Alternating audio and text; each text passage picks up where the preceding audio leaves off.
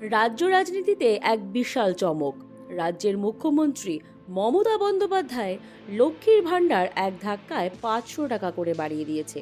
এ নিয়ে গঙ্গারামপুর তৃণমূল কংগ্রেসের নেতৃত্বে আজ এক বিশাল লক্ষ্মীর ভাণ্ডার সমর্থনে পদযাত্রার আয়োজন করা হয়।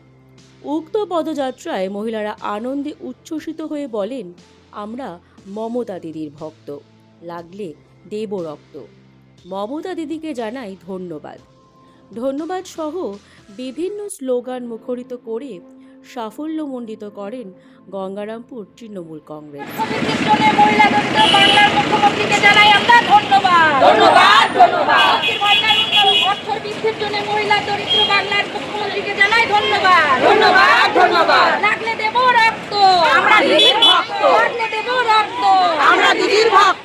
নিজস্ব প্রতিবেদন, জনতার কণ্ঠ।